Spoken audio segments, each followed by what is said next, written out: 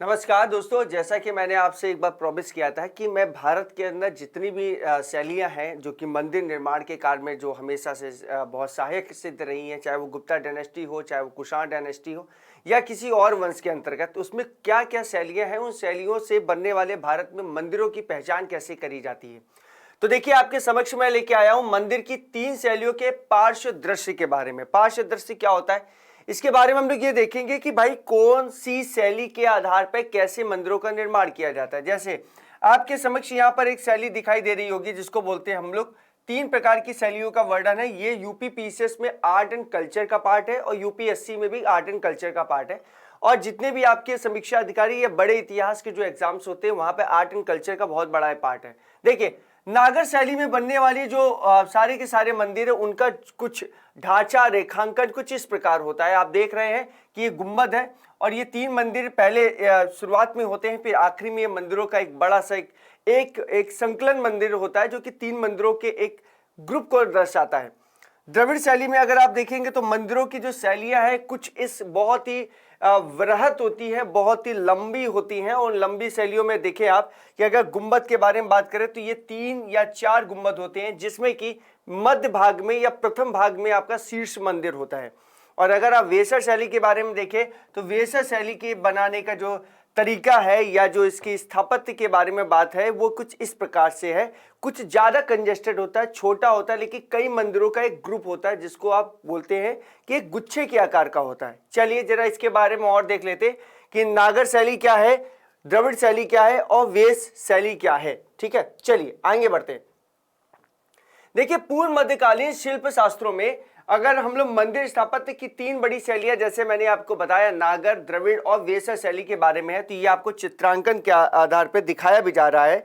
और आप अगर आगे देखेंगे तो नागर शैली क्या है। नागर शैली का जो प्रचलन है वो देखिए हिमालय और विंध्य के जो पहाड़ों के बीच में था। और इसके बाद में कहा जाता है कि नागर शैली धरती में ये जो विंध्य और पहाड़ों के बीच की जो इलाका है, ये वहां पर उस क्षेत्र में देखने को ज्यादा मिलती है। मतलब ये शैली के जो मंदिर है आपको उस शैली में ज्यादा देखने को मिलेंगे। किस इलाके में? हिमालय और विंध्य के इलाकों में ये शैली आपको ज्यादा प्रचलित रूप से देखने को मिलेगी। वहीं अगर द्रविड़ शैली के बारे में बात करें, द्रविड़ शैली में आपको एक बार दिखा देता हूं, ये द्रविड़ शैली है। तो द्रविड़ शैली के बारे में अगर हम लोग बात करें तो आप देखेंगे कि द्रविड़ शैली कृष्ण और कावेरी नदियों के बीच की भूमि में अपनाई जाती है। अब देखिए, कृष्ण और कावेरी नदी क्या है, दक्षिण भारत की नदियां हैं। तो आप देखेंगे कि ये जितनी भी चीजें आपको दिखाई देगी, ये जितनी भी जो मंदिरों की आकृति दिखाई देगी द्रविड़ शैली के अंतर्गत, ये आपको दक्षिण भारत में दिखाई देगी। तो इस बात को आप ध्यान रखिएगा कि दक्षिण भारत में जो मैक्सिमम मंदिर बनते हैं वो बनते हैं आपके द्रविड़ शैली में। और बात करते हैं हम लोग वेसर शैली के बारे में, तो देखिए वेसर शैली विंध्य पहाड़ों और कृष्णा नदी के बीच के प्रदेशों में के बीच के संबंध को बताती है।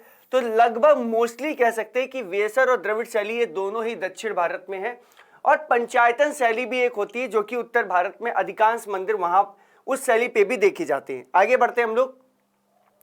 इस शैली के सबसे पुराने उदाहरण में अगर देखेंगे तो गुप्ता डायनेस्टी या गुप्त जो मंदिर थे, गुप्ता डायनेस्टी के जो मंदिर थे, विशेषकर आपको पता होगा देवगढ़ के दशावतार का मंदिर, और आपको पता होगा कानपुर में जो भीतर गांव के अंदर ईंट से निर्मित जो मंदिर है वो इस शैली के सबसे बड़े उदाहरण हैं नागर शैली के। इस बात को ध्यान रखिएगा। तो आप ध्यान भी रख सकते हैं कि नागर शैली जो कि मैंने आपको बताया है ये कुछ इस प्रकार से बनते हैं। और उत्तर भारत में ये जो यूपी में आपको दिखेंगे, मध्य प्रदेश में जो शैलियां दिखेंगी मंदिर बनाने की, जो एक पूरा का पूरा आर्किटेक्ट दिखेगा, ये आपको नागर शैली में दिखेगा।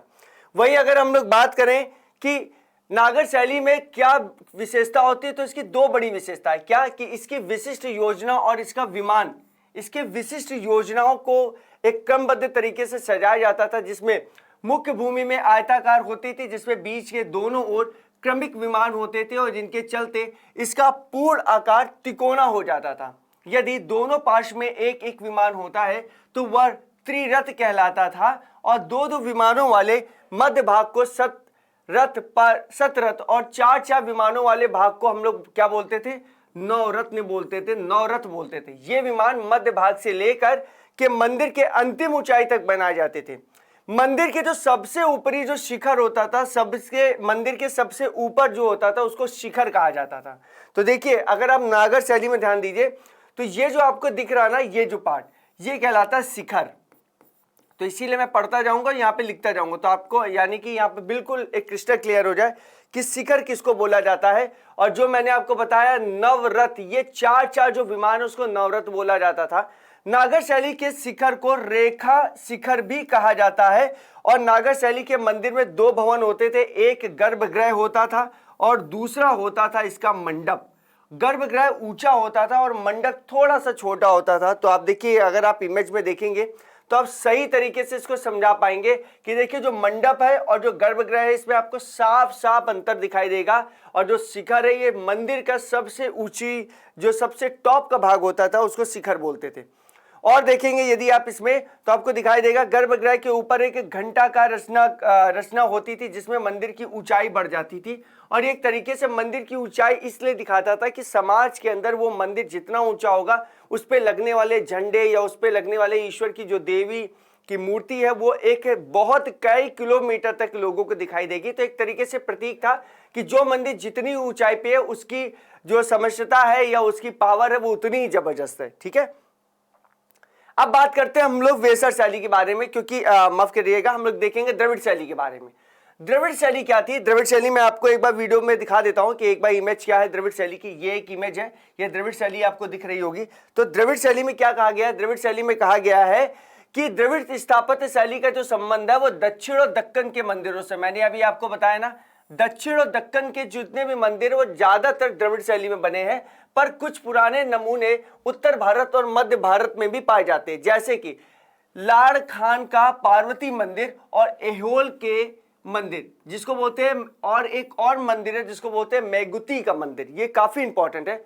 द्रविड़ शैली का जो प्रमुख विशेषता है इसका पिरामिडी विमान है। देखिए पिरामिडी विमान यहाँ पे समझिए, पिरामिड अगर आपने देखा होगा तो पिरामिड के आकार का, अगर आपने इसको ट्रायंगल में आप देखेंगे तो पिरामिडी आकार को आपको दिखाई देगा। तो ये इसकी महत्वपूर्ण विशेषता है द्रविड़ शैली की। और क्या क्या विशेषता है इसको जरा देख लेते हैं। तो और देखेंगे हम लोग, पिरामिडी विमान है और इस विमान के मंजिल पर मंजिल होते थे जो बड़े से ऊपर की ओर छोटे होते चले जाते थे। और अंत में आप देखेंगे कि एक गुंबदाकार आपको इलाका मिलेगा। और ये जो गुंबदाकार इलाका है ये आकृति जिसका तकनीकी नाम क्या होता था? स्तूफी होता था अथवा स्तूपिका कहा जाता था इसको। और साथ में देखेंगे इस समय के साथ द्रविड़ मंदिर में विमानों के ऊपर मंदिर, मूर्ति आदि की संख्या बढ़ती चली जाती थी और लगातार ये मंदिर जो थे वो इस प्रकार से बनाए जाते थे।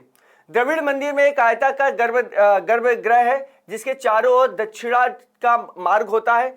द्रविड़ मंदिर से समय के साथ साथ कई विशेषताएं जुड़ती चली आई हैं, जैसे कि इसमें स्तंभ के खड़े बड़े कक्ष एवं गलियारे तथा विशाल काय गोपुर द्वार जिसको बोलते हैं हम लोग वो। द्रविड़ शैली के दो सबसे प्रमुख लक्षण कौन कौन से हैं? सबसे पहला लक्षण है इस शैली की मुख्य मंदिर की 4 से अधिक पार्श्व होते हैं और दूसरा मंदिर का शिखर और विमान पिरामिडी आकार के होते हैं। तो आई होप आपको यहाँ पे द्रविड़ शैली के बारे में बहुत सारी आपको नॉलेज यहाँ पर मिली होगी। चलिए आखिरी हम लोग देखते हैं जो कि मंदिर है वेसर शैली। वेसर शैली क्या है इसको समझ लेना काफी इंपॉर्टेंट है सभी के लिए। देखिए ये एक बहुत छोटी वीडियो जिसमें आप मंदिर के बारे में सब कुछ समझ जाएंगे कि कैसे कौन सा मंदिर बना है स्थापत्य को ध्यान में रखते हुए। वेसर शैली के अगर बारे में बात करूं, मैं सबसे पहले आपको इमेज दिखाना चाहूंगा वेसर शैली का। देखिए वेसर शैली का जो मंदिर का इमेज है कुछ ऐसा है, इसको ध्यान में रखिएगा। और अब हम लोग आगे बढ़ते हैं, वेसर शैली के बारे में देखते हैं। देखिए वेसर शैली क्या है? इस स्थापत्य शैली का प्रादुर्भाव पूर्व मध्यकाल में हुआ था। वस्तुतः यह एक मिश्रित शैली है। मिश्रित शैली का मतलब ये बनी है दो शैलियों के मिलन से, नागर और द्रविड़। ये नागर और द्रविड़ शैलियों के मिश्रण से बनी है, इसीलिए इसका नाम है वेसर शैली। और शैलियों के लक्षण क्या क्या थे? देखिए वेसर शैली के उदाहरणों में अगर देखें तो दक्कन भारत में जो कल्याणी है उसके परवर्ती जो चालुक्य वंशी द्वारा तथा होयसालों के द्वारा बनाए गए मंदिर इसमें सबसे ज्यादा प्रमुख है। उसके बाद में देखेंगे कि इसमें द्रविड़ शैली के अनुरूप विमान होते थे तथा ये विमान एक दूसरे से द्रविड़ शैली की तुलना में कम दूरी पर होते थे, जिसके फलस्वरूप मंदिर की ऊंचाई कुछ कम रह जाती थी। अगर आप देखें इसमें तो आप देख पा रहे होंगे कि नागर शैली और द्रविड़ शैली की अपेक्षा इनकी जो हाइट है वो कुछ कम हो रही है। चाहे आप लेंथ के बारे में मामले में बात कर लीजिए, चाहे इसकी हाइट के बारे में मामले में बात कर लीजिए, तो कुछ हाइट कम हो रही है और लेंथ भी कम हो रही है। तो ये आपको एक इमेज में देखने को आपको यहाँ पे समझ में आ रहा होगा।